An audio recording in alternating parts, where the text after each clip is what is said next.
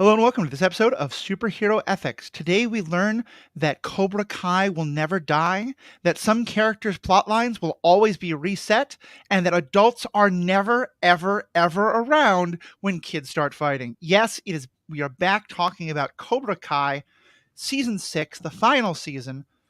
Though there are movies coming out still, the Cobra Kai universe apparently will go on forever. It is myself, Matthew Fox, Riki Hayashi, our normal co-host for Superhero Ethics, and returning guest, original co-host, Grand High Poobah of Wrong Opinions, Paul Hoppe. Okay, so we're back in the Cobra Kai world. We have the first 5 episodes. What do we think? Yeah, so season 6, part 1 of 3 is my understanding. That's how they're releasing the this? first third of season Yep. 6. Which is okay. Like that's a That's thing just you can the way do it is now, right? Yeah. That's just how it is. If any show can be a guilty pleasure for me, this is a guilty pleasure for me. In that I enjoy this show because I enjoyed the Karate Kid, the original movie, and I feel a little guilty for enjoying it because gosh, there's so many like problematic things going on like in the show universe and like the I guess we'll say production of the show, I'm not sure, that it makes me like, should I be enjoying this? I don't know, but I do because like it was basically made for me and us, right? Like people of our age generation is basically the target audience, I feel like. Yeah, I mean, I think they're trying to hit a broad swath by having, the protagonists be younger and have that be a way to kind of, I imagine in their mind, try to attract a younger audience. But definitely I'd say the heart of the show is as kind of the nostalgia media. Like we get so much of it with reboots and stuff, and this is just a nostalgic TV series pining for the 80s of Karate Kid. I think it's both of what you're talking about, because this is going to be a weird thought because all three of us I know are very young at heart, but quite a lot of folks our age and of our generation, even a little older, have kids who are about the age of the younger protagonists in this show or a little younger. And I think that what I'm seeing is that a lot of these nostalgia 80s shows, especially ones that are nostalgia for the teen shows of the 80s and movies, it's aimed at us who were kids then, and it's also aimed at, the kids of our generation, the idea that, families can watch together and stuff like that. I kind of have a similar feeling of it. I don't know if I would have watched it if we weren't recording on it, but I wanted to watch it, so I kind of twisted your arm so that we could record on it, because I feel like there's so much that I don't like about it, and so much I'm frustrated about, but I'm still like glad that I'm watching it. Yeah, I would say that I enjoy the show, but I don't particularly like it. That's fair. I like that. I like that. And I mean, the term guilty pleasure popped into my head, and like, I don't feel guilty about watching it because I don't feel like a lot of people were harmed in the making of it. And for what I feel like, it's not like deeply trafficking in problematic stereotypes, but I feel like it's, and we can certainly get into that, I'm sure we will, but like at the same time, it's definitely not doing a very good job in the other direction either. Yeah. Right. Like I feel like it there's a lot to say there, and that's a whole thing. But like, I think there's a lot of shows and movies that are or have done a lot worse in those regards. As a martial artist, I find it fun to watch martial arts school related content, and not just as a martial artist, but as someone who ran a martial arts school for a couple of years and taught for, over a decade. Like I can relate to a lot of this stuff, but then also there's this like, that's not right. Like, like down to like small things, like watching, them practice Tang Sudo in, I don't even know where they were. I don't know. I thought they were in Korea, but like maybe they were in a forest in Southern California. I'm not sure. No, but I think that was all supposed to be in Korea. It was supposed to be in Korea. Okay, because I was watching that. Yeah. You're right. But like, I also feel like that wasn't super clear because like, how the heck did Kreese get to Korea and back just like that when he's there's there's a warrant out for his arrest. Yeah. He's just But getting on he's planes. ex-military, so therefore he has contacts. Yeah, exactly. Hand But wave, like, hand wave. they're speaking in, in Korean. They're, Chijak, like, come on, like, hana do set net. Like, it's like, this is like a Taekwondo class. Well, it's not Taekwondo, it's Tang Soo Do, which is another martial art. But then they're like, sensei. I'm like, Oh. Like, and to be fair, I've never practiced Tang Soo Do, so I can't say authoritatively you don't call someone sensei in Tang Soo Do. But like in Taekwondo and any other Korean martial arts, as far as I'm aware, like that's the Japanese word. Like you say sabunim or kwangjanim is like the grandmaster, and so it's like it felt like they were like, yes, we're gonna get these details, but not this one. And I was like, okay. That seems like a big detail to not get right. Because sensei literally is just the word teacher. Like if you're in school, you have your senseis as well. So it's not like a deeply rooted in martial arts word. Right. That would need to be used in this context. Exactly. And the very first, I just wanted this last bit. No, go for it. The very first episode of Cobra Kai, which I rewatched, and I was like, this show was a little better in the beginning. But like, he's like, yes, sir. He's like, sensei, yes, sensei. And Johnny's so insistent on using the word sensei, and it's like, well, what do you mean? Like, what is that? But anyway, I digress. Yeah. Let's regress or something. Well, I think for many people, like it could be a guilty pleasure, it could be just family watching, whatever it is. For some folks, this podcast is a guilty pleasure. And so there are many folks who probably are listening along with us who haven't actually seen the show. Mm. And many times I would say, go hit stop, make your life better by watching the show. I can't say that now. I think you'll enjoy it. I think you'll maybe throw some things at the screen, but some people enjoy that kind of thing too. But for anyone who hasn't, let me give a quick plot summary. And you guys fill in anything that I missed that's like vital. So we start with Peace in the Valley. The antagonists from last season have all been arrested or been otherwise taken care of. All the romantic pairings have settled down among the teens. All the family situations and dojo versus dojo stuff has settled down. Everyone's happy under Miyagi-Do, Eagle Fang. We just don't have a name yet. And there's peace. And when Danny says that in the first opening scenes of the episode, of course, you know that won't last. Turns out that everybody's been invited to this world fighting tournament, a world martial arts tournament that is maybe a world karate tournament, but has not really said that. That is maybe an under 18 only tournament, but that's not actually said. That is, you have to be like some of the best in the world, but 3 of the teams from a regional part of one state of one nation have all gotten invites to. That's interesting. But the point is that's happening, so everyone's trying to train, and there's tension between Danny and Johnny, as always, about what's going to be the name of the dojo and who's going to be the focus and what's going to be the focus. Johnny is kind of back to a lot of his same old ways, which I don't love. We'll talk about that in a bit.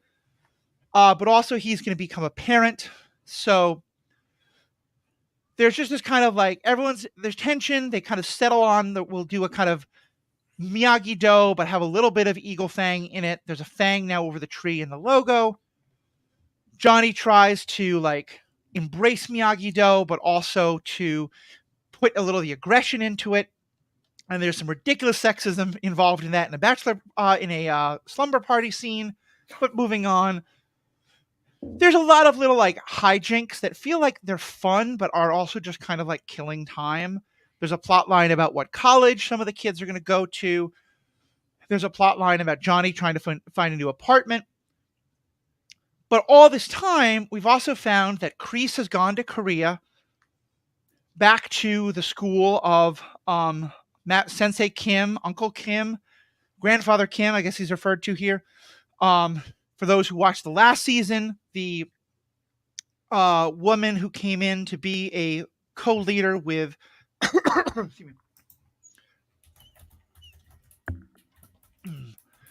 the woman who came in to be a co-leader with Kreese of Cobra Kai, who was absolutely not a sexy Asian dragon lady stereotype, not in the slightest. I said with some sarcasm. We find out that she only got trained by her grandfather because Kreese like fought to help that happen.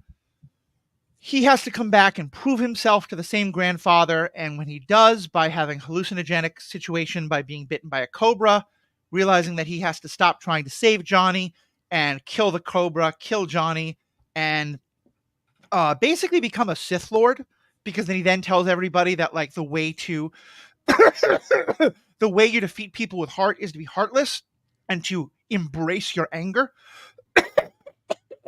Excuse me. To embrace your hate.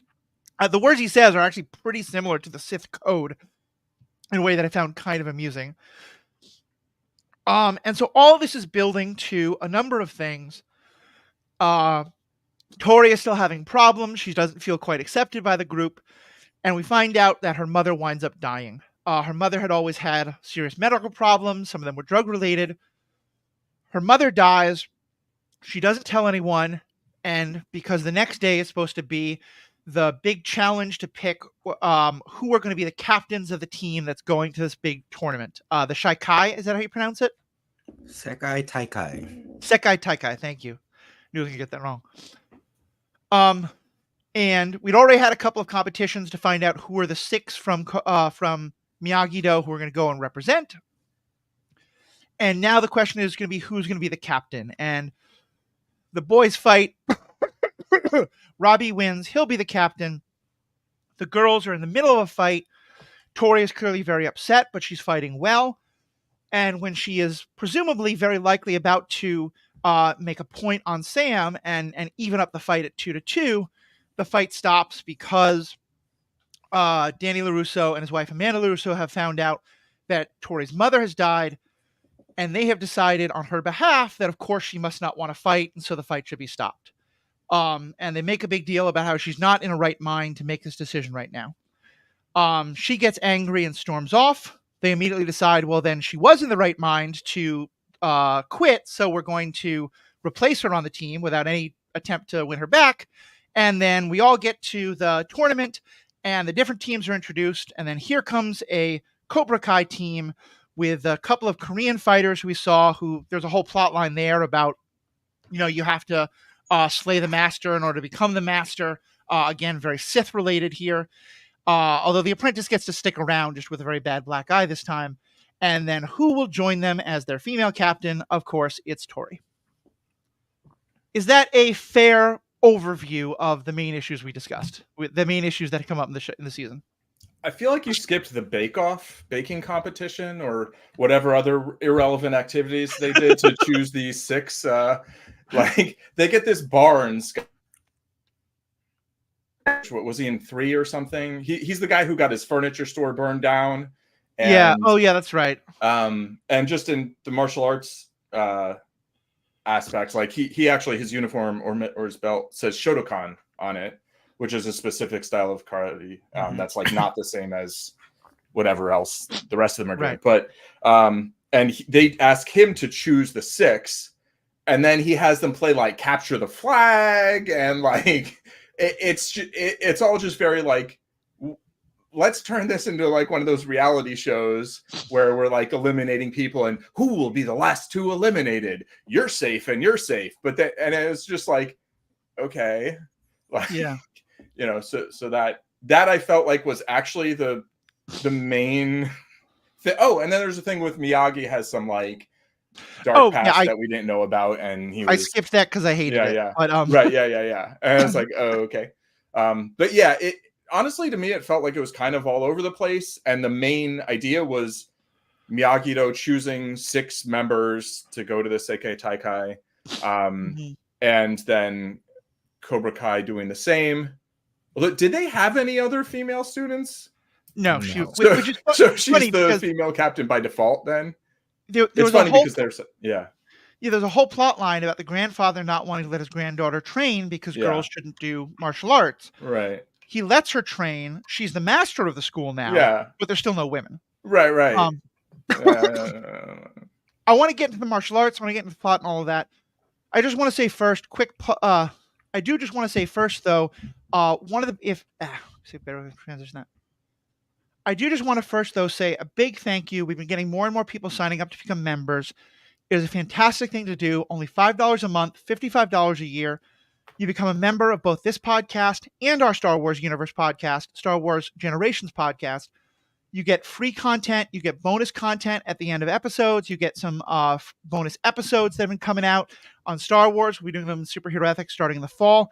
And most of all, you get to help support the podcast. It's a great way to help us keep the lights on. We're trying to upgrade our microphones and other audio equipment. All that is done through the membership. So if you enjoy this podcast, if you enjoy what you're hearing, please think about giving just $5 a month, $55 a year.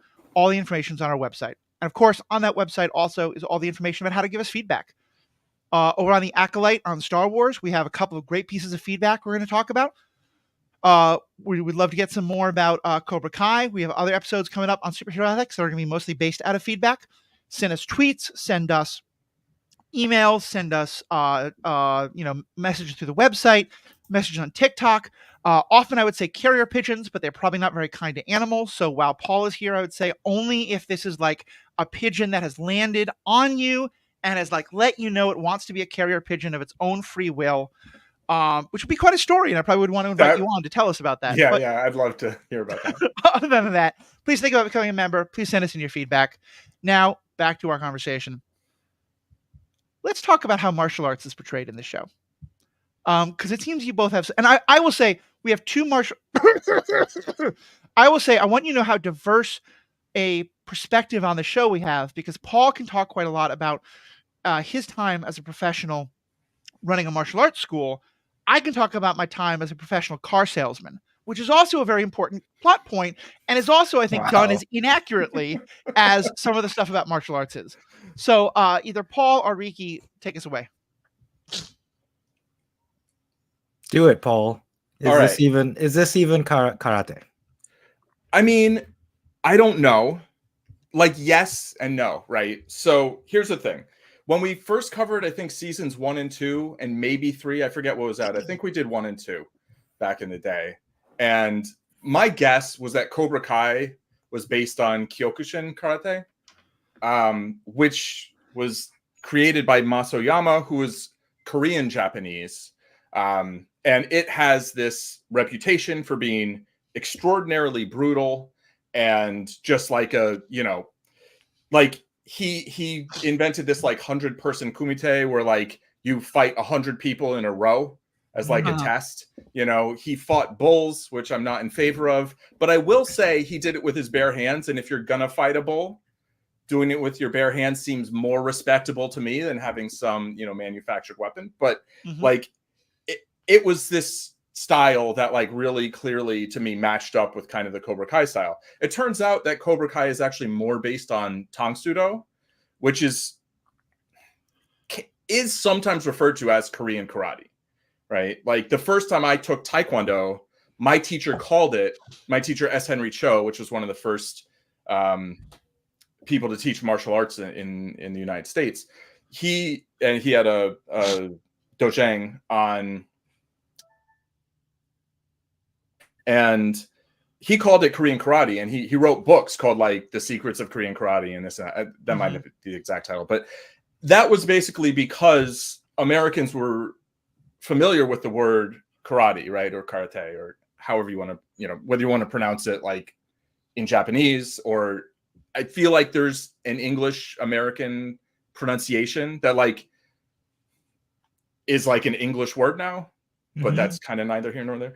And the martial art itself has evolved, as you said, like with the mixing of cultures and styles. Exactly. First in Asia and now in the Americas. Like you look at like mixed martial arts like jiu-jitsu, like how they have thrived and grown in South America. Like Brazilian jiu-jitsu like is a thing. Yeah, it is very different from its roots. Yeah. Right.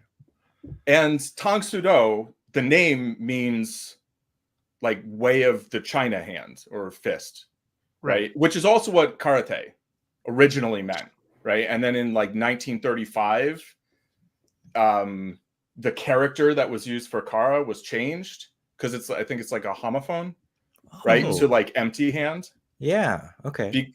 And that just happened to kind of coincide with Japan attacking China and stuff like that. So, there was like but at the same time, like it's very legitimate that like the roots of karate came from China like hundreds of years ago through Okinawa, and then Okinawa also I think was independent, right, and then got annexed or and in Korean martial arts, in Taekwondo, like we have two patterns that are named after Korean patriots who have a very anti-Japanese history. One of whom was the pattern's called Jungun, named after An Jungun, who in the description of the pattern is referred to as the Korean patriot who assassinated Hirobumi Ito after the 1910, the like Korea-Japan merger is how it's referred to, which seems like, I don't know if that's an interesting euphemism, right? And like that's like the most, maybe like the most formative, like some would call it difficult, conquest. right? Some would call it that. And I think the assassination and then the upholding that person as a hero kind of says that, you know, that's kind of the general implication. And then another one, Moonmu, which is, these are like two of the best, most important Taekwondo patterns, and they're named after these like very anti-Japanese, pro-Korea people in history, you know. And but at the same time, Taekwondo, traditional original Taekwondo, which is much closer to the kind of Cobra Kai Tangsudo kind of thing you see, where there's like this greater severity of training method. The nominal founder of it, General Choi Hung-hee, he was a second degree black belt in Shotokan.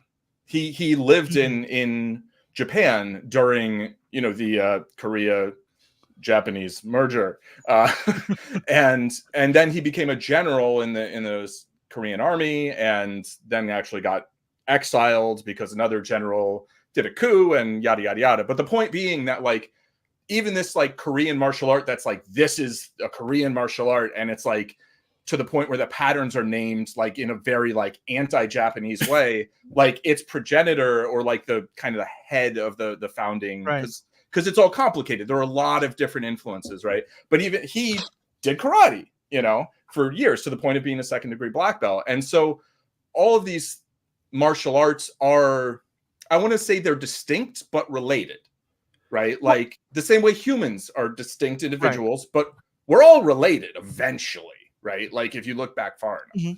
Well, and this, I think this might be a good way to kind of think about where the lines are, especially because in this show, one thing I like about the season is that we're kind of backing away from beating up people you don't like back to an actual competition of a sport, with still a lot of beating up people you don't like. You know, in the Olympics, Taekwondo is an Olympic sport. Yeah. If someone who had been trained in Shotokan karate entered that, would they just look weird, or would they actually be like penalized because they were doing things that are illegal because they're karate, not like?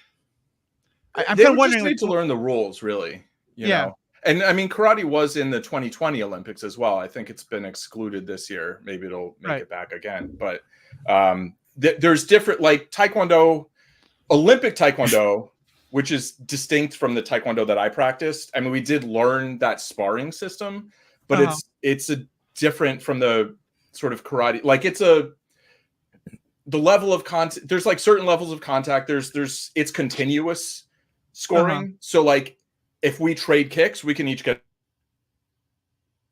fighting that we see in Cobra Kai, which is very true to most karate as far as I've seen and have participated in such competitions as well. Is like it's stop match, right? You score a point, that's it. Stop, reset, go, right? And that's what we've seen in this. I fought in that in like Queens. Like my teacher would send us to these random tournaments, and I didn't do that well, you know, because like that's not what we trained in, you know. And similarly, if somebody who trained in that then came and played ours, and I say played because it's a game of hitting, right? It's not combat. It's combat related sport, really. But if they do that, like they might hit me and be like, "Oh, I scored a point," and then like I can hit them 3 times, right? Yeah. And so that's, I don't think training in one style is going to make you not viable in another, but like you have to train for the, I mean, it's not quite like Michael Jordan going and trying to play baseball, right? But like it would be like going and playing basketball where there's no 3-pointer, right? Or like you're not allowed to dunk or something. It would be like, oh, well, that Right. I got to work on my game, right? I got to make some adjustments and stuff.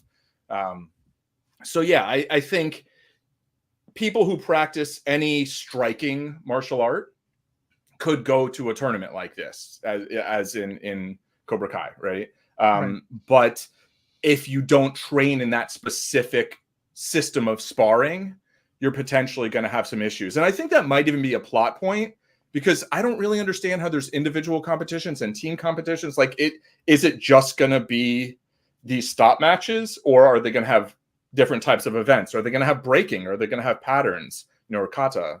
Like, I don't know. That hasn't really been a big factor in the previous seasons or in the Karate Kid movies, but it's was there not a season where in the tournament they had like a technical skills challenge or something? Or am I thinking? I believe there was, yeah. And when I say it wasn't a big point, like, I think it was there, and it was evident that it was there, and like maybe it was a big point to some characters, right? But like, right. I mean, in Taekwondo competitions, usually we have breaking, right? Where you have boards, you break boards, you get, like judges scores, and then you do patterns, you get judges scores, and then there's fighting. And it's 3 separate competitions, really, right? And then each one, there's going to be divisions in those. Interesting. And they actually had kata in the Olympics when they did karate, and which I think is cool. And they say, oh, but the average age was like 30. It's like, is that bad? Like, that's not okay. It takes a lot of training. Yeah, exactly. Better than gymnastics. Right. Which I think brings us to another point, is like, is this an under 18? Because if it's not, like, the winners aren't going to be under 18. Like, the best fighters in the world aren't going to be under 18. That's just not how it works. Like, yeah, there's a lot about this tournament that does not make any sense to me. I mean, they've never said it's a karate tournament, so I think that, first, and I can see them, like, especially if we have 10 more episodes basically, and I could definitely see them being, a lot of the episodes being about fighting some of the other teams, and like, capoeira or Brazilian jiu-jitsu. Like, these things are fun to watch, and that could definitely be a plot point. Sure. But also, like, I assume this has to be, or either it is a 18 and under tournament, or this is the 18 and under bracket, Right. Yeah. There's a lot of hand waving that's happening around this tournament. And it's funny because Riki, no spoilers whatsoever, but you and I have different opinions on the pacing of some recent Star Wars shows, not just the most recent one. But I was, just so you know that I'm not always uncaring about pacing, I thought the pacing of this was utterly ridiculous in terms of how it went from like, okay, we have this, like, we're starting to build up towards this tournament. We're starting to have some like decisions to see who's going to go. Oh, and now we're there. Yeah, I was like, wait, what? Yeah, they basically picked the team and the captains, it seems like, the day before they left. Yeah. So I don't know how you like book flights that late. Yeah. But I mean, maybe the whole team is going and just those ones are competing and the other ones are just gonna like chill in Barcelona. That sounds cool. But like, yeah, it's very weird. I also think, could there be a time jump? Like, could there have been a time jump between the last scene that we saw before that and then that scene, and in the interim, like, season 6.2 takes place, and then the last third is actually the Sekai Taikai? Like, I think that would be a choice. Yeah. I'm not saying it would necessarily be a good choice. I don't think it wouldn't be the worst choice jump the show's made. Okay, you think like it's on now, and the reason is because of Tori. Tori leaves the captain battle in a huff. Yeah, and then they go to the Sekai Taikai, and then there's Tori on Team Cobra Kai. Right. At this point, in theory, Tori and Robbie are still dating, right? Well, we don't know though. Well, they were like, they were dating like right up until they were, and then the captain fight stormed up, but he couldn't get in touch with her. However many hours for the 2 days after her mom died. But what I'm saying is, if there were a time skip and this is like a month later, right? Presumably Robbie would know something is up. Like, Tori has ghosted me or whatever. Right, like, It wouldn't It wouldn't be Well, like this big reveal of like, oh my god. I mean, it still would be because she's on but Team Cobra Kai. she But could have just been MIA though, right? For a month, and he's like, where the, he doesn't Right. know what Well, happened to her. Like, I feel like all of this is part of the larger conversation about Tori, which is one of the biggest plot points, and frankly, one of the things that bothered me most about this season. So, what did you all think about how that was handled? like, it feels like the show being very true to itself of not being deeply interested in its characters and instead being deeply interested in conflict and just basically having characters work things out when the show feels it's convenient for them to work things out, and having them kind of fall into old habits or just have kind of nonsensical arguments for the sake of sending characters in opposite directions because that's what it wants to do. I mean, it's been doing this the whole time, right? The whole like Danny and Johnny thing. It's like over and over. And like, I feel like there should always be some kind of grind between it, right? Some kind of friction. Right. Like that's natural. There are people who don't really share a worldview, who are trying to get along now, but who were, basically mortal enemies, but like kind of low stakes mortal enemies, and I felt like they really dragged out those two working through their things. And then this season they're like, oh, let's play with that again. It's like, didn't we do that enough, Yeah, and then sorry, keep going. just like they didn't have that blow up as much as it could have. I mean, Johnny tried to start a new car dealership, but then Amanda was like, Johnny, that's not how anything works. It's just I like that. I like that moment for her as a character. Yes. Because she has watched these two men just do ridiculous things. And she's seen it all, and I think she knows that deep down they have respect for each other now and are friends. But they just can't express it because they're men raised in, 80s martial arts. Right. So she has to pull him aside and be like, Johnny, stop being an idiot. You're not leaving. Just right. And that was the thing. Clean up after yourself. Right, exactly. And it felt like the origin of that conflict was kind of not necessary, but I agree with you that the resolution of it was satisfying. Yeah. I think I want to talk about the specifics of Tori, but I think you've touched on what Tori is also part of kind of this larger pattern. I think what frustrates me, and it's frustrated me ever since season 2, in season 1, they kind of gave us this really interesting idea of what if the hero and the villain are somewhat flipped, where Johnny was, the kind of person who like has a lot of things that are problematic and that a lot of people are just going to write him off very quickly, but is also a fundamentally decent guy with some shitty worldviews who also is in a really bad situation, is trying to make the best of it. Whereas Danny LaRusso has kind of grown up to be kind of a rich, snobbish creep. And that was a really interesting thing to do. And then somewhere along the line, and there's been a lot of rumors about if this is because of pushing from Ralph Macchio or just different studio folks, they sort of remembered, wait a minute, but Danny is supposed to be our hero. And, having it be back and forth makes some sense. But starting around like late season 2, season 3, it did seem like we got to a point of the LaRussos will have their foibles and will have their struggles, but the Johnnies and the Tories and the Kennys of the world, they're always going to be the ones who are like, maybe they're good enough to be welcomed into the Russo's world, or maybe they're going to be bad and be punished and go back to the Cobra Kai of things. And it feels kind of classist, and it feels in some ways kind of racist, especially in the story of Kenny, which we can get into in a bit. And with Tori, I think I especially felt it because, like, yes, I'm bored about her going back to Cobra Kai. I'm bored that storyline. But especially because, and I don't think the writers know this, as someone whose mother has died, and, I think a lot of people, whatever parent has died, maybe you can understand, or, gone through any kind of tragedy like that. And for me, my mother died when I was an adult, but my best friend died when I was a kid. I was so angry at Danny and Amanda in that scene because they are so fundamentally wrong. I I don't think there is any possible justification for stopping the fight when they did. Particularly given that like it's a fight against their daughter with Tori, who's always felt that she's being kind of like condescended to and she's not going to get a fair shake. If after a point you want to say, hey, Tori, we want to pull you aside and offer you the chance to say, we know about this terrible thing that's happened. We want to be here for you. You don't have to go through this alone. You don't have to fight now. Sure.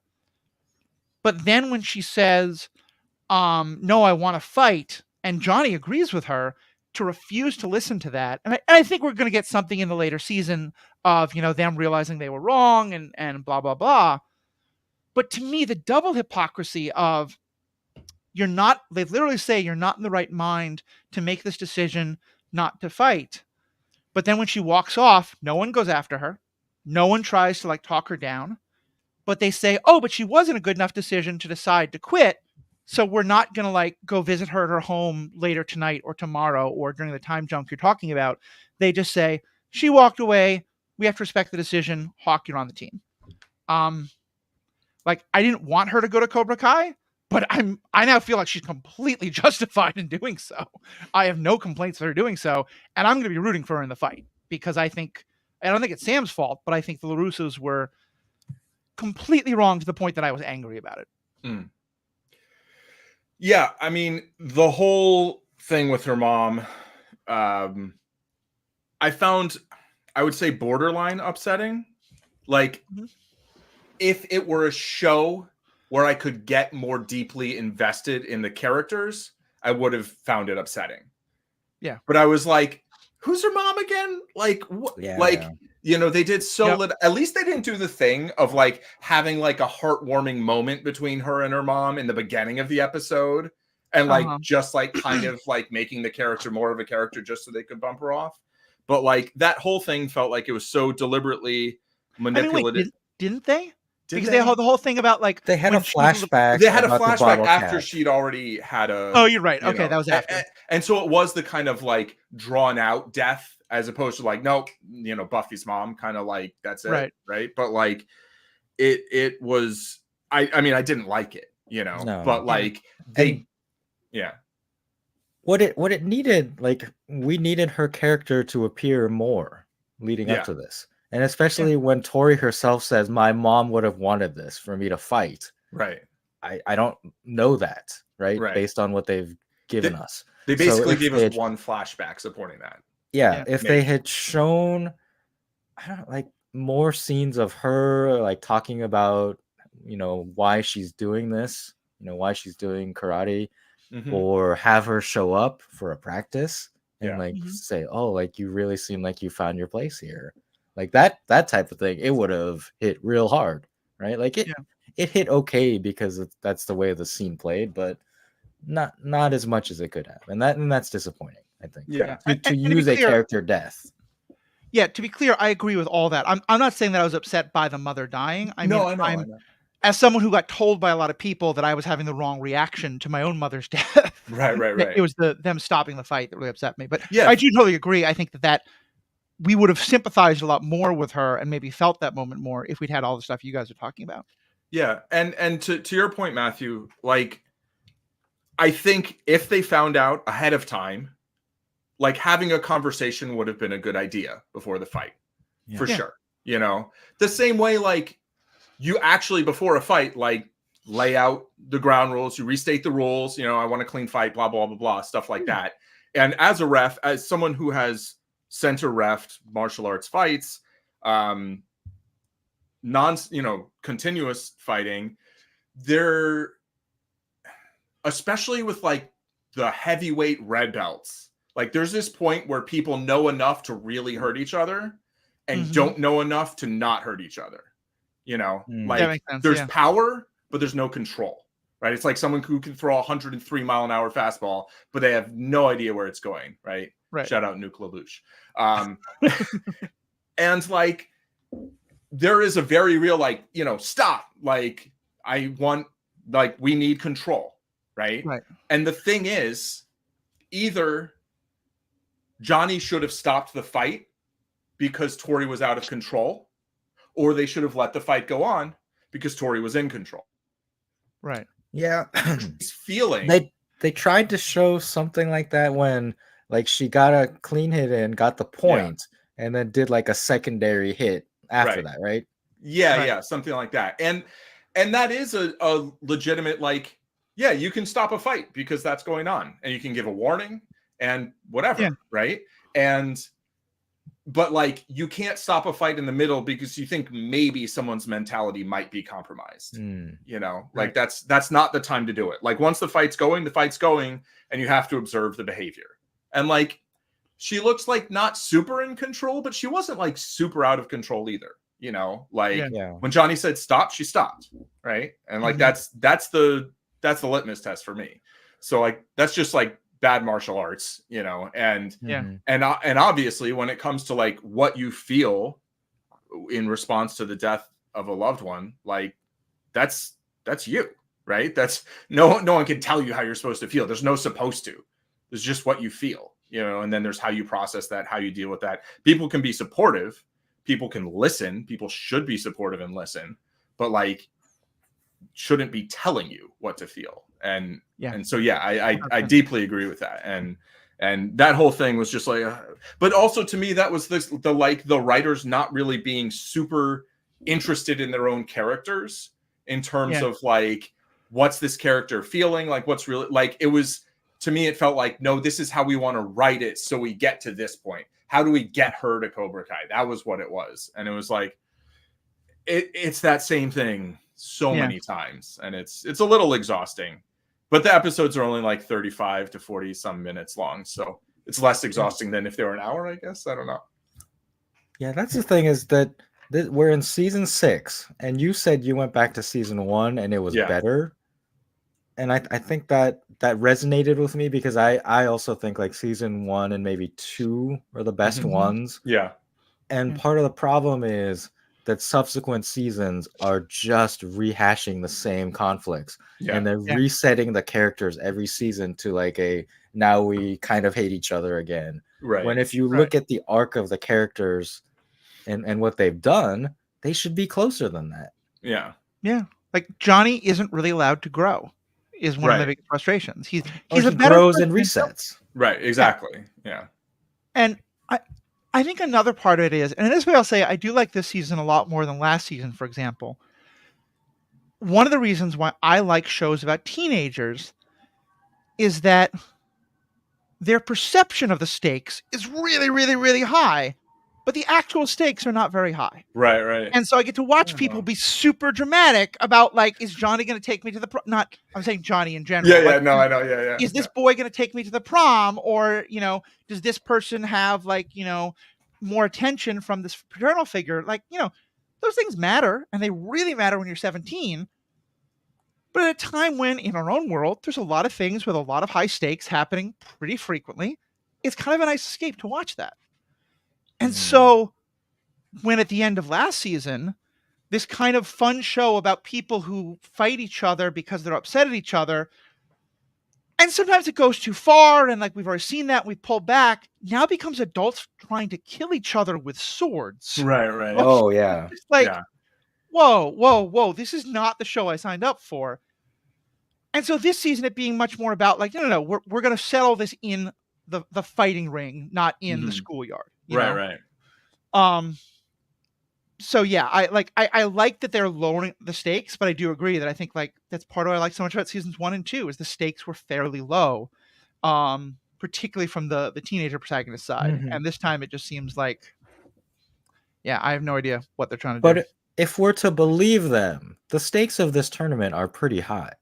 Right. Like Miguel got deferred from his early admission for Stanford, and he believes, and we have no choice but to believe that this is possible, that him winning this tournament will elevate his status in the eyes of the admissions. Yeah. Well, here's the thing. You're rolling your eyes at that, but like, I don't know. That's what I'm saying. Like, the show has introduced this as a premise, and we have no choice but to believe it. Right. Let me just clarify my side. Yeah. I do believe that having a big achievement like that would matter in the eyes of a university. Right. My side is more that like most shows that talk about kids trying to get into college, we have either the Ivy League and the Ivy League equivalents like Stanford and MIT, or we have your local community college where people just get drunk and have dumb frat nights. Yeah. And are you saying there are other universities? I am. He 100% should just go to a state school for 2 years, like from the cost perspective. You might happen to live in the state in the state that has arguably the best state school system in the nation. I will say though that the whole bit with Kyler, and then him being like, I didn't realize that there were other options, that I could have like tried to get into really great party school. Yeah, that was fun. That was fun. I kind of like that, and like his sort of rehabilitation a little bit. Mm-hmm.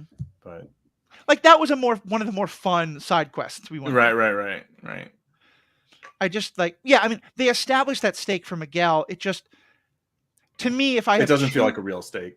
As much as I love the high school drama, the two plot lines I hate the most are: will I get into the perfect college because there's no other choice, and the love triangle. And right. It does seem like we're finally done with love triangles, which makes me really happy. Robbie and Sam are the captains, so they might go back there, in which case I'll throw things at my television again. But I hope we're not doing that. But yeah.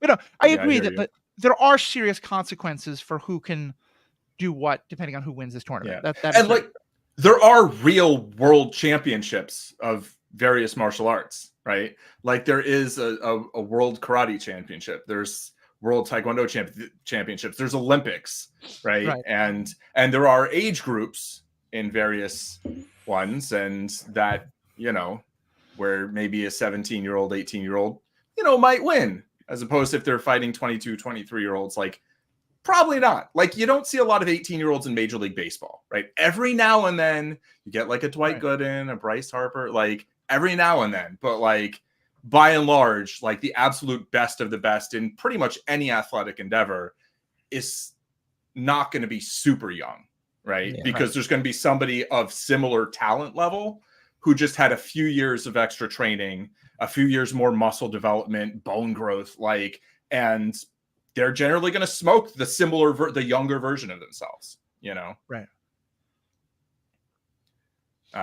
Speaking of who should or shouldn't get smoked and rooting for Cobra Kai.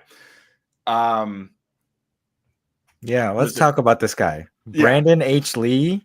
Wow. Is the actor playing the primary antagonist at this point, I guess. Kwon Jae-sung is the character's name. Wow. I mean, he's for real. He's this guy, Paul, you had the resume. Tell us what this guy has done. So, he's an actor and a model, but also a 5th degree black belt in Taekwondo, as like me, right? But I think he probably does more of a WTF World Taekwondo. I didn't dig that deeply. His father is an 8th degree Taekwondo grandmaster who runs a school, and Brandon also is on the webpage as teaching at the school. Right. So he's a martial arts professional, probably more or less since birth, is my guess. Also, his name is Brandon Lee, which is a lot to live up to. Right. Well, he's to be clear, not related. Not related. He's Korean American. Brandon Lee was Chinese American. In terms of Hollywood, he was a stunt double for Simu Liu in Shang-Chi. So he's got that credential. Yeah. And I mean, the martial arts in that movie were very good. Yeah. And he doesn't, I will say, you guys can speak to his martial artsness, which I don't really notice, but I definitely thought he looked good. But, he doesn't get much to do acting wise. He's playing your kind of traditional rebellious bad boy, but he plays that part perfectly. I thought I really believed him as the I don't care about this, and he's the Sith apprentice who overtakes the master. While he's the he overtakes the other apprentice. Really, is what he's. Yeah, he's the if Luke killed Vader and then Palpatine was like, yes, excellent. Right, or if Anakin killed Dooku, and that's a better example. But this time Dooku is still alive and still fighting, and now right. He's not just standing there. But he's legit good at martial arts. And the standout stunt, at least in this portion of the season, he does a board break. He does a jumping kick to break a board and does 3 rotations in the air. He does 1080. Yeah. Which I didn't even know that was possible. Yeah, I mean, there's ones where you do. He's got one on like his Instagram. Like he's got Instagram reels of ridiculous, stunt taekwondo basically, which it's like a whole genre of like taekwondo of like at demonstrations and stuff. But where you break 3 boards going up, like you're spitting and kicking 3 times as you're going up, and it's like pop, pop, pop. And I mean, these boards are like they're the little boards that are like demonstration boards. But I mean, I wouldn't be surprised like several boards like suspended or whatever. But like, yeah, it's extremely acrobatic taekwondo, which is not Tang Sudo. It's like it's super clear that like he's just doing taekwondo, and is very good at it. So yeah, there's that. I mean, that too, in a way, like all of that was kind of like the highlight of the show for me was like, and then there's C.S. Lee as the Kwang Janim as the like Master Kim Grandmaster. Oh Kim, yeah, really, the old Grandmaster. But like, and not that it's all great, but it's like there's a familiarity to me, like as being growing up in Korean martial arts, basically, and hearing them count in Korean and say start and stop and bow and but then when they say sensei, it like breaks the spell. It's like because that is specifically a Japanese word that would not necessarily be used in taekwondo. Correct. Yeah. So you were saying that there's no way that any of these Miyagi-Do kids should be able to stand up to Brandon or the character Quan, right? Basically, yeah. I mean, like everything they display is like very TV martial arts, and he's just doing the real thing. It's like, oh, this is different. Right, exactly. And I mean, there's more to fighting than just being able to do technique in a vacuum, right? We also see him fighting and beating the crap out of like 3 highly trained, members of his school, and that's the thing is like that's. Clearly, these are people who have been training for like their whole lives, more or less. And then you have the Miyagi-Do, the after-school kids. Yeah, exactly. And it's like that's just not the same, right? I mean, I didn't start super young, right? I mean, I trained a little bit when I was like 11. Then I started again when I was 17. Then I started again when I was 20. And then I went from like 20 to like 30 something. And like I trained super hard, but there are people I knew who had started as kids, and there are certain things that they just had a facility with that is extremely difficult to gain a facility with when you start older or when you don't do a heavy amount of training younger. I'm not saying it's impossible. I'm just saying the people who are generally the best of the best generally started younger. Right. And that doesn't mean you can't acquire great skill. You can. It doesn't mean it's not worthwhile. The point of martial arts in general, of modern martial arts, is to try and improve your own ability. Right. It's not to compare your ability to someone else's. That's not like the purpose of it. Right. Like we're not generally training for real world fighting all that much. Right. Like hopefully. The hope is you're not actually going to use this very much. So there has to be some other benefit that you're getting from training besides just being able to use it. You do want to be able to use it. And like, if it's necessary, right? And I think somebody with the amount of training as these after school kids do, I think it's very realistic that they'd be able to defend themselves or aggress effectively against people who are somewhat more physical of their own age group who are completely untrained. I think that's reasonable. Right. Like, I think you can learn a lot in 6 months to 2 years or whatever, but like, it kind of defies belief that you would then be able to, like, if these kids kept training super hard until they're like mid 20s, late 20s or something, I could see them being really good. But like to get outstanding at martial arts it's a matter of decades, not years or months. Well, and not to mention that there's a general level of athleticism that a human can have or not have. And so like, you were talking about like how you like people who are like 18 and very good at one sport or something like that. A person who is starting at age 20 or starting at age 16, whatever, and has been already doing an athletic pursuit of some long time, switching sports, to me, that makes a lot more sense than someone like, I think his name is Brandon. I'm not sure. The nerdy kid who's Hawk's best friend. Dimitri. Thank you. He's a great character. I really like him as a character. And to me, the idea that like he learns enough to stand up to the people who've been bullying him and like get in a good shot every now and then, that's a totally believable story. But the idea of this person who just was not an athletic person in any way, shape, or form, which is, there's nothing wrong with that. Like, I think that's a great, I certainly was that in many ways, could all of a sudden go to being a, martial arts expert enough that he gets to go to this tournament, just really beggars belief. Right. He's a skinny nerd who got into MIT on his academic record. So pretty much solely, right? Yeah. That's where we're at. But now he's also been invited to the world championship. Yeah, and if he trained like super hard for 5 to 10 years, maybe you find out what his potential is. But like the idea that he's reached anything, like the people who are competing at some world championship should be somewhere near their potential. Right? Like there's a learning curve, and like at a certain point it starts to level off, right? Where it's hard to actually improve beyond the point you've gotten to. Not impossible necessarily, but like where you get close to whatever your potential is. And for different people, it's going to take a different amount of time. But like, it's just probably not like a 1 or 2 year thing for even for like a great athlete, right? I mean, you could probably get really good pretty fast if you're just a phenomenal athlete. And it was interesting watching the first episode. There's a picture on Johnny's fridge of young Robbie, like when he's like a little kid, with a soccer trophy.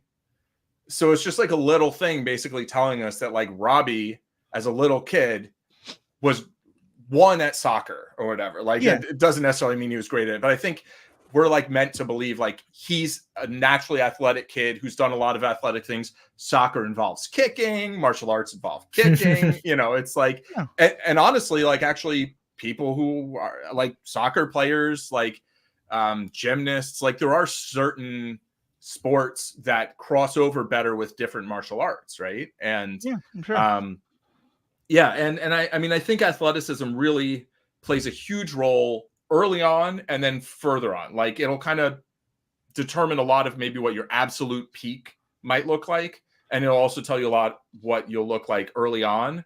You get in there a little further and it's like really hard work is going to be a whole lot of it, right? But like kind of your floor and your ceiling, I think kind of your athleticism are going to determine a lot of that. But then it's a lot of hard work, and it's hard work over years and then maybe decades, right? So like I feel like anybody with like less than 10 years training, like really you're going to at a world championship, like unless it's like, oh, so you did kung fu for like 10 years and now you've done karate for 2 years. Okay, you could probably be pretty good. Like, well, that's why I'm just still so lost in this idea that like 3 different schools from the valley, right. Yeah. There's a lot more we can say about this, but 1 or 2 other issues that I want to make sure we touch on. And unsurprisingly, for the 3 most winded guests that we are, people we ever have on, myself included, we're going pretty long already. But I want to talk about race a little bit, because I think the show is trying to be a very kind of like multicultural, diverse show. And in some ways it's getting that right. I kind of have always loved the Miguel storyline. Particularly the way like they've played off Miguel and Robbie being the white kid, but also a little bit more like kind of disadvantaged in some ways than Miguel, but not in some other ways. But both with the Kenny storyline and also with this idea of like, we're paying so much attention to Miyagi-Do is like pure and right and good. And that's from like the original karate of Okinawa. And then Cobra Kai is from Korea, in this place where like you have to go like survive a snake bite and like maybe get sent to your death. And it's all very like Sith-like. It feels like there's some messaging going on there. And I'm curious kind of what you guys are picking up on either of those storylines or in other directions as well. I mean, at last we get to have our revenge. But the we, I mean Japanese. Not that we've been like super downtrodden, but I think we're gonna talk about Ip Man later and the way that they portray Japanese people in that, understandably from like the history of that franchise, like what it's depicting. Yeah. But I needed this. I needed a little bit of no, like Japanese people can be the good guys. Right. No, but it's to your point, Matthew. It's weird. Like I don't get it, especially because this show already, in my opinion, has done a poor job of representation of Asians for Asian martial arts themed show. Like pretty much all the main characters are white. You get a little bit of Chosen sprinkled in, but none of the kids. I guess Devin might be like half, right?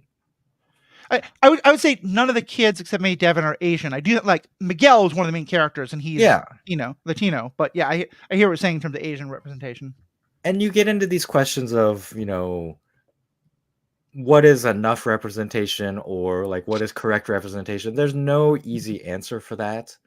But I feel like an easy answer for a show called Karate Kid is you have to center it a little bit more on Japanese culture and characters than they have done. And then to bring in this major evil faction as Koreans is just kind of like comically bad to me. Right. In a way that I seriously like question whether there's a cultural consultant on this show, like in terms of like Asian matters, because there are other things where there's been like Japanese writing on some of the Miyagi-Do stuff that's just like not good. So I wonder what's going on behind the scenes. Yeah. Go ahead, Paul. I mean, it's interesting because I think the villains being Korean goes back to the origin of the series of the Karate Kid, where the what's his name? Kamen. I forget his whole name. I keep thinking Michael Kamen, but it's definitely not Mike. Robert Mark Kamen. Apparently, he took Tang Soo Do, which is wait, who was he? Was he the writer? Oh, yeah, the writer of the original Karate Kid. Okay. So he took Tang Soo Do and did not enjoy the experience. Found it too kind of Cobra Kai for his liking, and then he took Goju Ryu, which is what Miyagi-Do really is, and enjoyed it, and basically wrote a movie where the villains were Tang Soo Do practitioners but called it, karate, right? They didn't call it Tang Soo Do, which honestly is kind of authentic, right? Like I saw Cobra Kai at some point. I think they described it, maybe Johnny did, as like American karate, which I think is a thing, right? That's a thing where, and like Kreese being an American soldier who learned martial arts while in Asia and then brought it back and then taught it with his own, kind of American machismo kind of thing. Like, I feel like there is something legitimate to that story. Like, it actually rings true. I mean, in many ways, it's very similar to I think it's the last or one of the last Ip Man movies. Yeah, 4. We get a similar dynamic of like that karate as Americans understand it might be a melding of a number of martial arts, but also has this very American, very like rah, we're going to win. There's no such thing as losing kind of thing. And I felt like some of the middle seasons of Cobra Kai were more of that, where of like Cobra Kai is very Americanized in some not good ways. Right. And that's what's weird to be, oh, no. But all the problems actually go back to Korea. Right. And Kreese, who was in Ip Man 4, by the way. Oh, was he? Okay, that's cool. Yes. There's a scene. It's just an Easter egg, but the guy's like, drop and give me 50, Mr. Kreese. And it's like clearly a reference that's awesome. Okay. to Kreese from the so which is funny because obviously the Ip Man movies do not cast the Japanese as the protagonists. No.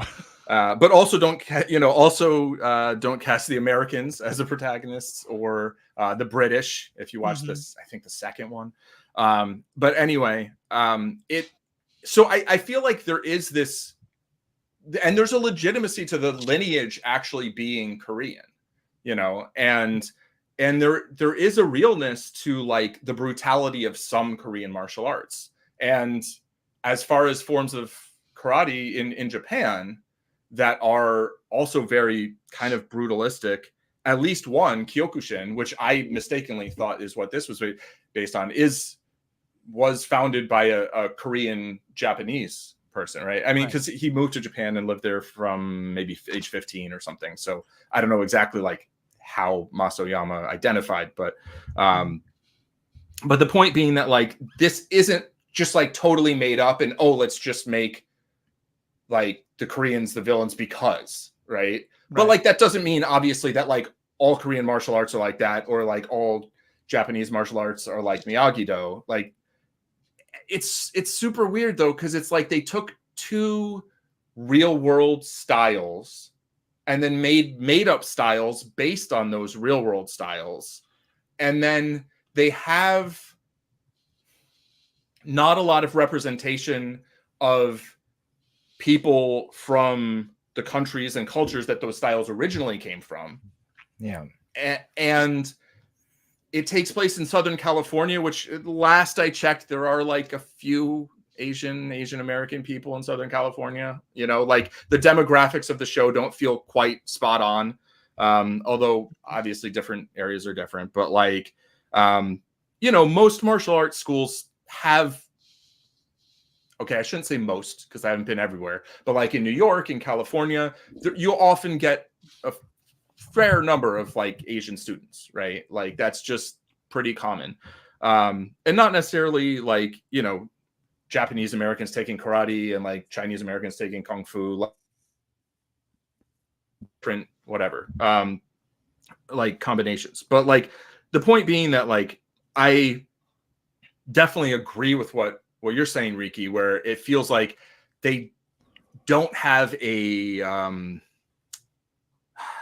they're not deliberate, and I feel like they're not very cognizant of how their choices kind of look like overall, and sort of which characters have more of a voice and which ones don't. And in a way that I feel like the Karate Kid, like, I mean, it wasn't great in that regard, but like I feel like Miyagi was by far the most interesting character. You know? Yeah, and I think one of the fundamental problems that this show has from the get-go is that unfortunately Pat Morita passed, right? And could never be a character on the show. Yeah. So they have to constantly have like these callbacks and references. Yeah. And play a little shamisen music when they're thinking about him. Right. But there's like not a very good viable replacement for how central Miyagi was to the original franchise. Yeah. And they brought in Chozen. But unfortunately the problem there is that the actor is third generation Japanese. Yeah. So he actually doesn't speak Japanese. He doesn't speak Japanese. Yeah. Yuji Okumoto. So, and that's not his fault. Like he was cast in a movie in his 20s and was like told to be Japanese and like, all right, like this is the role I can get. Right. Yeah, in the 80s in Hollywood, yeah, won a lot of options. And I think they have done the best they can with his characters and his limitations in terms of like what he says and how he speaks. But it's just it's not very authentic, and unfortunately, it does a disservice to the story to not have like an authentic Japanese character. Yeah, imparting, you know, the ethos of Miyagi-Do, I feel like. Right. Well, it's funny, I hadn't thought of it until this moment, but it feels like we're almost definitely going to get flashbacks to a younger Miyagi in the second part. Because we just got the reveal that he was in a Sekai Taikai and has a bloody bandana. Right. So, like, I'm not crazy about that storyline, but like, and I don't love prequels, but like, I don't know. I'd watch a story about a younger Miyagi if it wasn't bad. I don't trust them. I don't trust them to not make it bad, but like, I don't know. I don't know either. Like, who do you cast? Because then, because then you would be centering his character. Yeah, you know. Right. I mean, see that. And I do feel like it could fit into one part of the story that I want, because I do feel like overall Danny LaRusso is in the wrong in terms of the things that are happening. And I think one of the things that he's doing wrong is how much he has mythologized Miyagi and Miyagi to the point where the idea that he has any kind of a hard past really upsets him. And given that the original premise of the show is that people can grow beyond their pasts with people like Johnny and Robbie and Tori, I think there could be a very well done story about Danny coming to understand that Miyagi was this wonderful person who had a troubled past, and maybe he should stop judging all the other people around him because of their past. That could be a very good story. Yeah. Do I trust these writers in this situation to do that right? Absolutely not. Yeah. And I think one example of that is just really building on something I think, Riki, you said, that it doesn't seem like there's a cultural consultant. And I think, Paul, you were saying that it feels like they're not doing enough to be thoughtful about the things that that are happening. Also, Daniel Berry from Sports Highlights has subbed in and says Tori rejoining was predictable. Yeah, absolutely. Yeah. Good comment. I think that, it felt like they're going back and back and back. Let's talk about Kenny, because Kenny again started out last season, maybe it was 2 seasons ago, but as another interesting story of the kind of kid who gets bullied, learns to fight back, and grows up into the bully himself. And I think that itself is an interesting story and can be told from any racial background.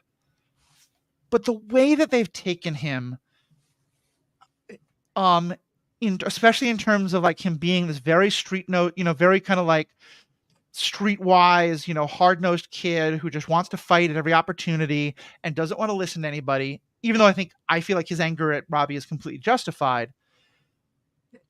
It did not feel the most racially aware portrayal of that character. Well, both of them. So Anthony LaRusso was the bully.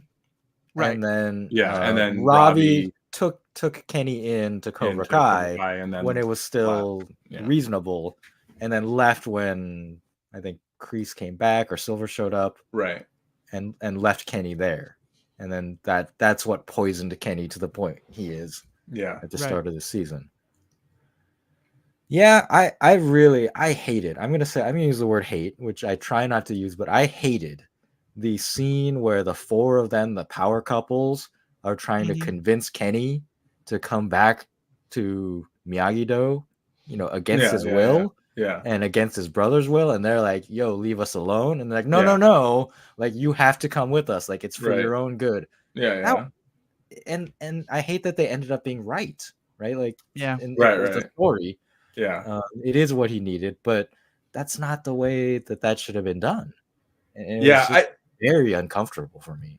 I feel like making it clear that he's welcome and has a place there, and if he comes to the point where he decides he wants to do that, like that they will be happy for him to come join them there. But like then, but instead they have to have a fight because it's the show. Right. But we're gonna fight you to show you how much we care. How much we care that you don't learn the wrong things about fighting from right. Especially because we're gonna fight your brother because clearly he's the bad influence and we're the good one. Well, and then it was so weird how the brother was so against them, and then all of a sudden he just like spun on a dime, and it was like, but the way that they fought was very defensive and carrying or something like that. Right. Oh my gosh. Well, they could have hurt you, but they didn't. it felt very not real, and to me, I don't know if it was like super stereotype whatever stuff, but I feel like some of this is just what happens when you only have like 3 or 4 black characters. Like, if I feel like almost any choice is fine for any one character, but the problem is like, I mean, it's a show that has a lot of characters. They've gone through a lot of characters, and I think it's medium in terms of representation, in terms of like at least diversity of people on screen. Like it's reasonable. It's kind of like Hollywood's improved, and I feel like it's improved with Hollywood, but it's not on the forefront, but it's also kind of not at the tail, but it certainly isn't great in that regard. And it's like, it's just you know, the characters who are centered are, I mean, they're not all white, or they're not all white or whatever, you know, but it's like it. At first, like, I kind of thought it was interesting that there weren't a lot of Asian characters early on, right? And like that, the one main Asian character was kind of like a bully, but then there was like another one who was like, you know, sort of like the god figure of Miyagi or whatever. But like, he wasn't even like, he was a bully for sure, but also he was not interested in martial arts. He was right? not interested in, like, he didn't want to eat sushi. He wanted to eat Right. We're talking about Kyler in season one. Yeah. And like, that was fun, but not if that's the only Japanese kid you have. Exactly. Like, right. It was a funny subversion, but then that was the only Asian character we got in season one, I think. Mm-hmm. Yeah, more or less, I think. Yeah. So, you know, and again, like, you're in Southern California, you know, and it's like, you're in Southern California running martial arts schools. Right. There should Exactly. be more Asian people just around. Yeah. And I mean, there was like at the All Valley, whatever, like, I think there were schools that had more Asian students, and like maybe not a ton of Asian students are gonna like be like, yeah, I'm gonna go train with that guy, you know, like Johnny Lawrence. Right. But like, I don't know. I will say, just going back on the Kenny point of it, Daniel also brought the point that I think is right. He wrote, Kenny may join Cobra Kai again. And honestly, I feel like that would have been the much better reveal. Like, to have Tori go do this again. Yeah.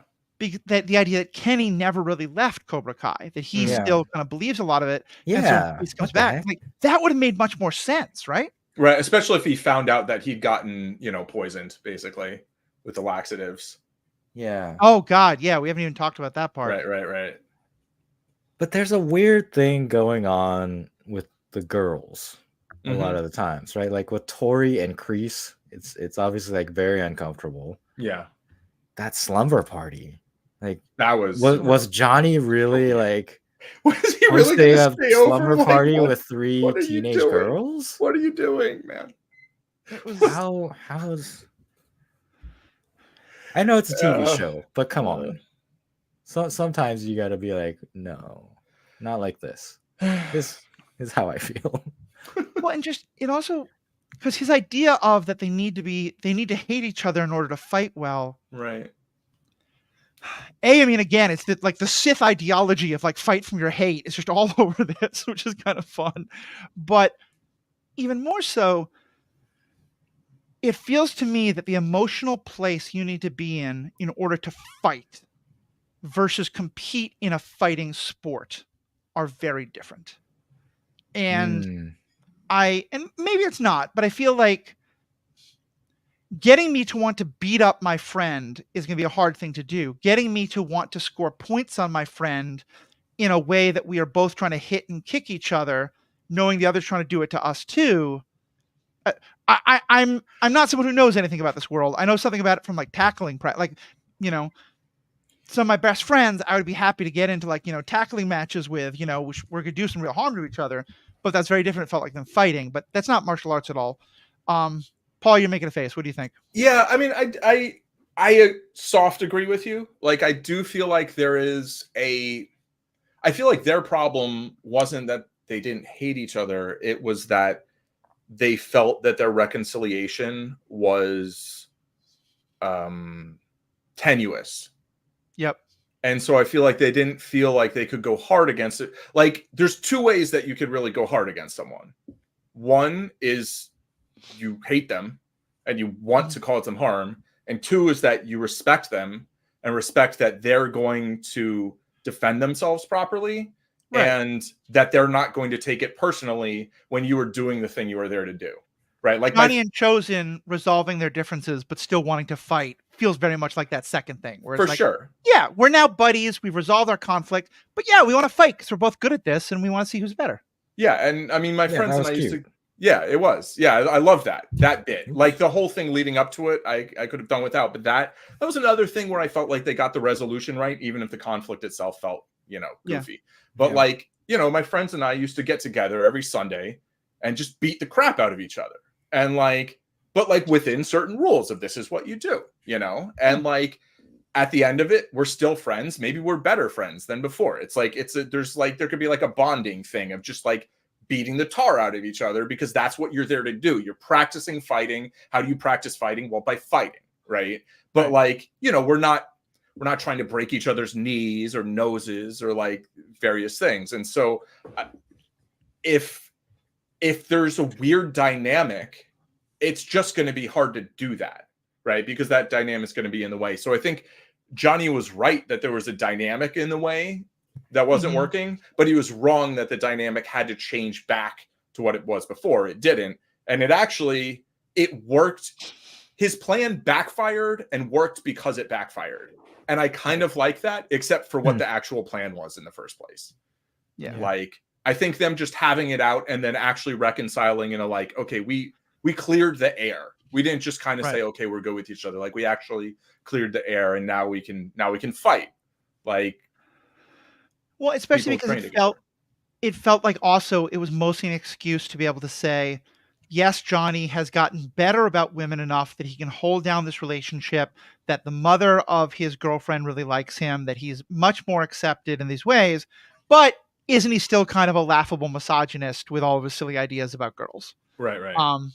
And that just felt awful. Yeah, and I think they just want to hang on to things like that. And speaking of Carmen, like she had like 3 lines this season or something. Like, yeah, I feel like they really leave a lot of characters just kind of like for, Well, they introduced too many. Yes, they introduced so many, but they want to keep their runtimes short, and they want to have this maximization of like conflict and action. And those things you just can't do all those things and then actually keep up with all your characters and have them all feel real. All right. Which is why apparently there wasn't a single adult who wanted to step in at the batting cages when the kids started fighting each other. Right. Well, there's no adults in that world. We've discussed this. We know there's that's golf and stuff. There's always fights breaking out the golf and stuff. Right. Exactly. That's the end stuff. Frat parties always, get into fist fights and stuff. Yeah. All right. I'm ready for my rant. Oh yeah. Bring it. Okay. So the I want to just say or one my thing bad. quick. Daniel had said, imagine if Robbie and Sam get back together. Daniel, I know you're kind of new to this podcast. It's awesome. I've already given my personal rant about love triangles and how I'm so glad we're not going back there. So I'm glad you're here. Please stick around. Bite your tongue. Anyway, Riki, you were saying. The Sekai Taikai is BS. End. No. Okay, so the word Sekai Taikai literally means world tournament, and that's it. So again, we don't know if it's karate, is it all martial arts, mixed martial arts? Like, what is this tournament? I looked up the logo. Actually, it does have the Japanese characters, Sekai Taikai, like very small in the middle, but like up across the top, big in English. Across the bottom, it says best of the best in English. Right. And then it's got like 20 flags around this circle. With Japan at the top. Right.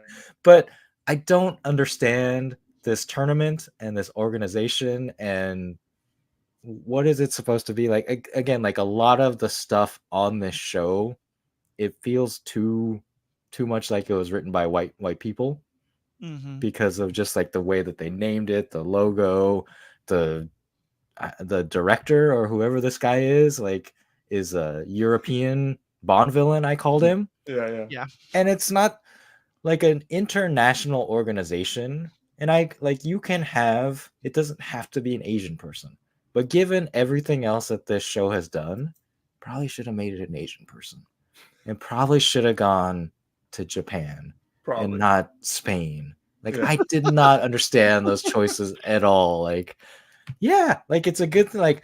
We've seen a rise in martial arts in Europe. That's great. But you haven't done enough with Japan. Yeah. I guarantee you that's because Barcelona gave them some really good rate on film. Oh, yeah.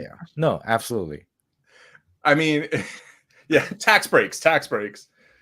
Although it's obviously because, Miguel speaks some Spanish and his dad's going to be there and have, a language advantage. And I forgot about that storyline. Either that or they thought there would be some really nice second unit photography. But yeah.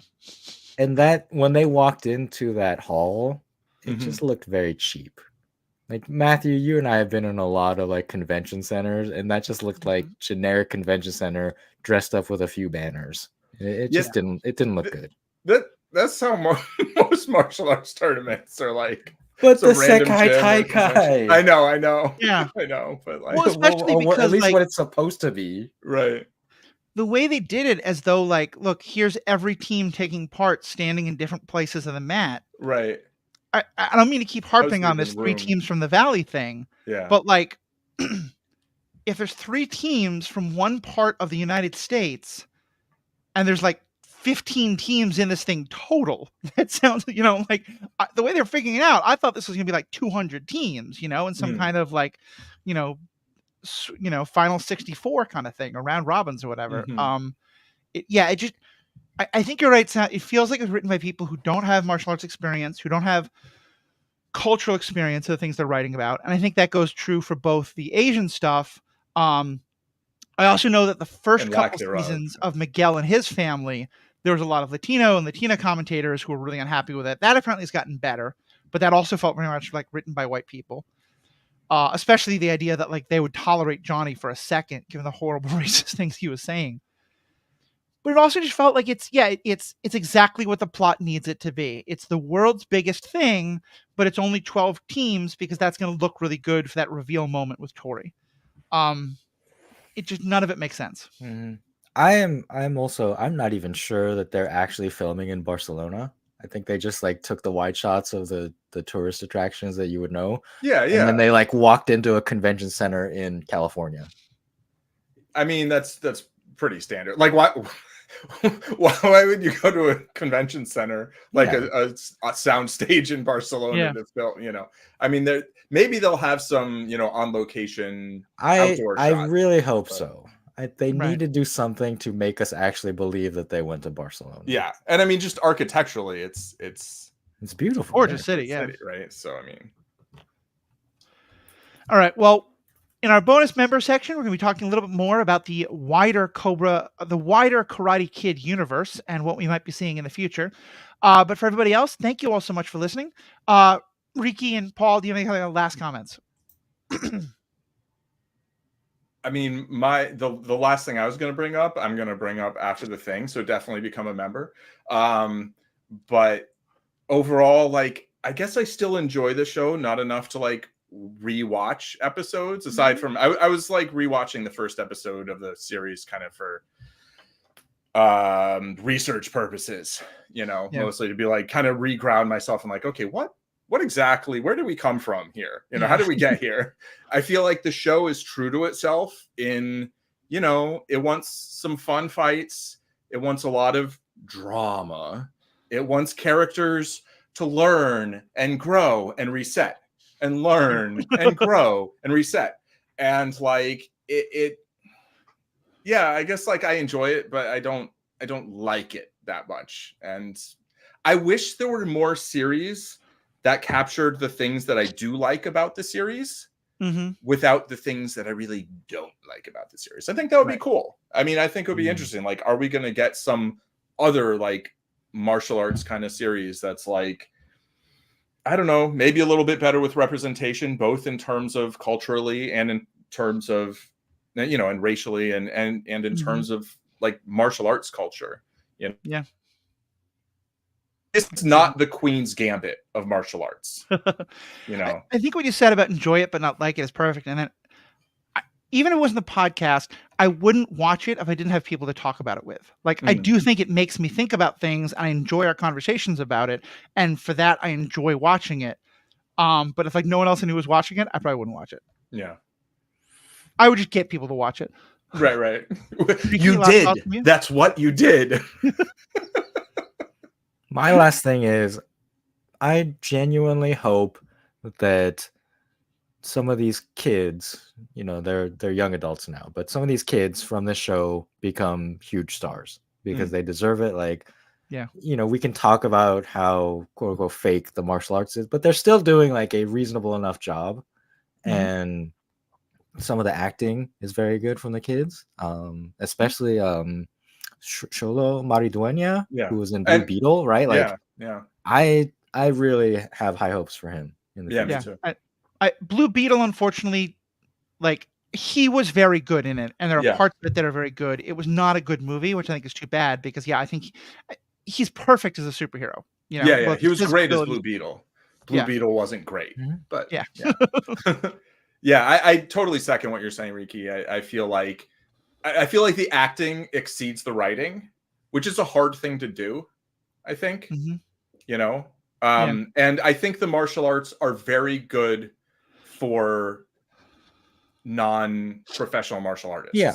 artists, and the thing is, then when someone like Brandon H. Lee shows up, it's just like, oh right, that's what like a real martial artist looks like doing martial arts. And I respect that the show has the actors doing a ton of their own stunts. I think that's great, but I think it shows because they're right, not stunt people. They are actors who have learned some martial arts. right. I agree, Paul. I think that's what elevates the fight scenes is that they are able to like be on their faces and show Yeah. them doing these things. Gives it that realism, even Mhm. if it's not like Right. realistic fighting per se. Right, exactly. Well, It looks like because good Hollywood fighting to me Yeah. is what it Yeah. is. yeah, and like when it is the kid, the actors I think have had enough time and training and athleticism and all these kind of things that they can get something equivalent to, a kid who's been taking martial arts once or twice a week after school. Mhm. And so like in the early seasons, that's what the actors were at about that level. But yeah, now Yeah. that they're going up against world-class people and, from the Korean team, some of the actors are world-class martial artists as well as good Mhm. good actors. Um, I do definitely think that guy who's playing the young Sith, if nothing else, he's beautiful. He is good at martial arts, and he's good at being a bad boy. He's definitely gonna get some starring roles soon. Yeah, I So certainly hope so. we will see. All right. Well, thank you all so much. Thank you to our listeners who are chiming in. We're going to start putting the times and topics of this on our website. We got a couple things to figure out to make it happen. I just need to sit down and do it, but we're going to start doing that because we love people who sit and kind of jump into the chat with us and watch us as we're streaming. It is another way to get the free bonus content. Everyone else, though, you do have to become a member. For our members, we'll have some more bonus content for you. For those who aren't very sick of our voices by now, for everyone else, thank you all so much. Send in your feedback. We have spoken.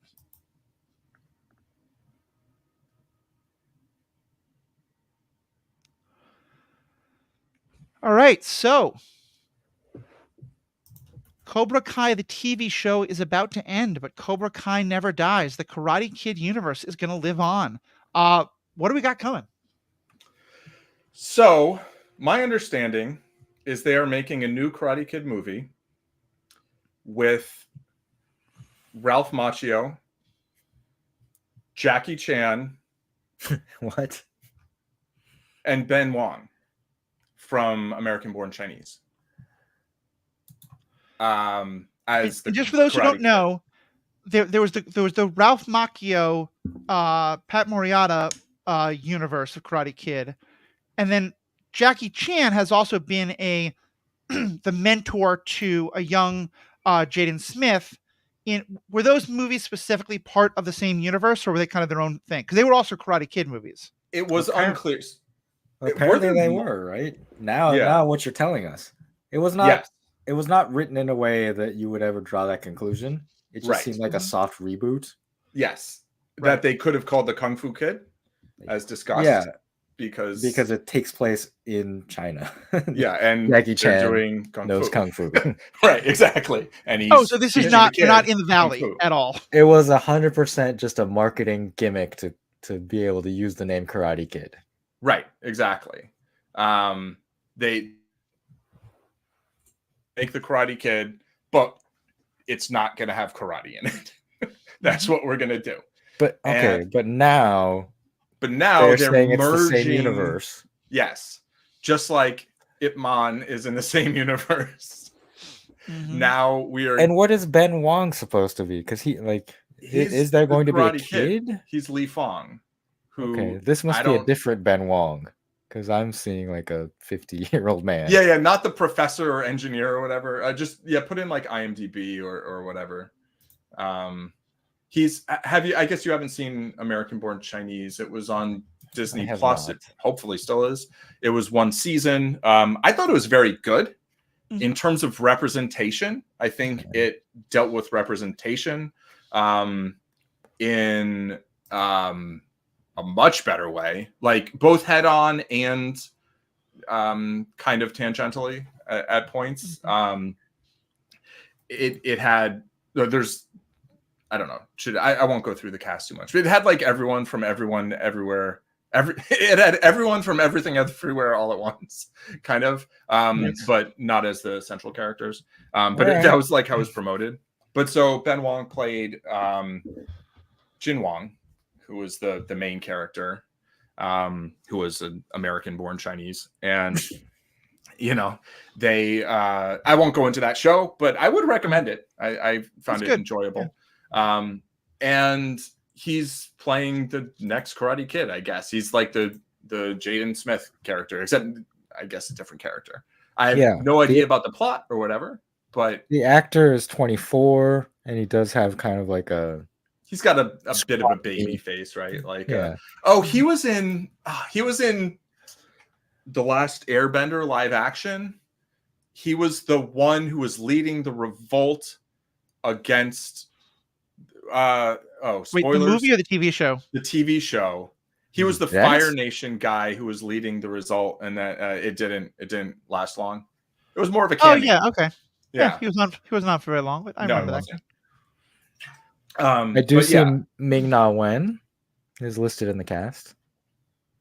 Yeah. That's still, you know, and so who knows how good the movie will be itself, but you know, it is a Karate Kid movie with, you know, an Asian teacher and an Asian American protagonist, presumably, is how it seems. Of course, they're both Chinese. I think Ben Wong's part Indonesian, but like, and it'll probably be Kung Fu, but then Ralph Macchio's in it, so there'll be some karate, and I don't know. There's a range of possibilities there, you know, and so, you know, it's written by but just Rob having Lieber, who I don't know much. Just having Jackie Chan attached to it, like he is such a legend in terms of his stunt work and like movie martial arts. That is going to bring something extra. Absolutely, in my opinion. Yeah, and he did. I mean, I didn't love the new Karate Kid, but I didn't dislike it either. Like, I thought it was fine, and I thought, you know, he was good in it. You know, he's Jackie Chan. Like, did a good job.